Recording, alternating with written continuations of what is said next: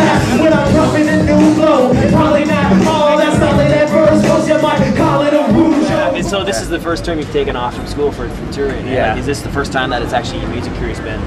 Yeah, this is the first time where it's been. The last term, like the spring term, whatever, not the summer, but it was getting there. It was getting kind of hectic, but it was manageable. Now this term is just a little too crazy. Yeah. What was that like? That one moment, what song do you think that kind of all of a sudden put you out there where you know that that's what you're doing? You know what? I don't even know, man. Like I think people have just sort of slowly taken to things, you know. And now with the new video out, you know, things are continuing to kind of move forward, I guess. Because the album, I mean, the album got a lot of great reviews last year, but it seems you're really picking up steam. Mm-hmm. It's been this kind of slow building thing, which is cool. The flaws with soft stamina don't trouble me. Temporal damage on camera publicly when I utter these subtleties.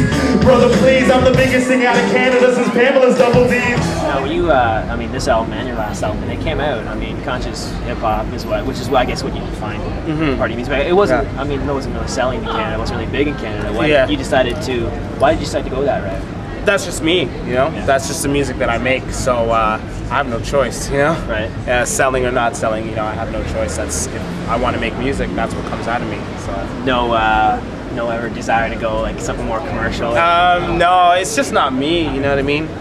So I can't do it. Who are your big Canadian influences or mentors or anything? I wouldn't say influences, but there's definitely a lot of Canadian artists that I respect. You know, hip hop like in Toronto alone is crazy. You know, but a lot of guys not really. I mean, still very much on the parade. Yeah, like guys that are underground that'll just blow your mind. You know, lyrically, there's a ton. You know. Your first tour was with?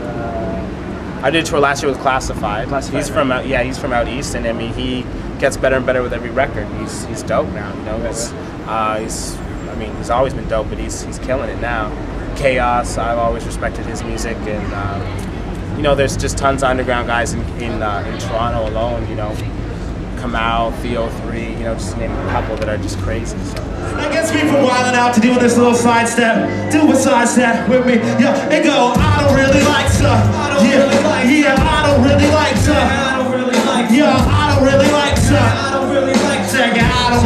to, but I'm with the smackdown like it's rehab. Make sure that there's no relapse for these cats.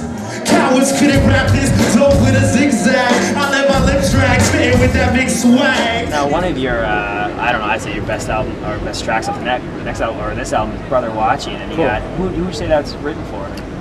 That song, you know, that song was what I was trying to do was kind of like talk about like race and identity issues, but really make it contemporary, make it true to the issues that I think face black youth now, you know, here in Canada, you know. So it's not as much an issue of rights per se, in the sense of like, you know, being allowed to do X or Y, but more hurdles in terms of just identity and understanding who you are, you know, based on all the media images that are, you know, around and all that. So that's what I was trying to do with that song.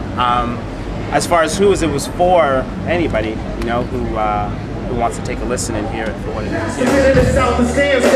Wasn't in the cards, some people can't deal. Play their hand just up like make a grand steal. My man's really making return the grand. He'll say, oh yeah. So you got a lot of Canadian kind of imagery in all your songs. You're gonna keep that up with all your work, keeping representing Canada as opposed to... Yeah, I think so. Like when I write rhymes, I think of like my two buddies, you know, that's who I think of. And I think of what would make them freak out, what they would really dig. So if I make reference to stuff that's like a little bit obscure, and it's Canadian, it's because that's where we're situated, and that's who my audience is in mind when I'm writing. Yeah. Any like Friendly Giant, Kraft Dinner?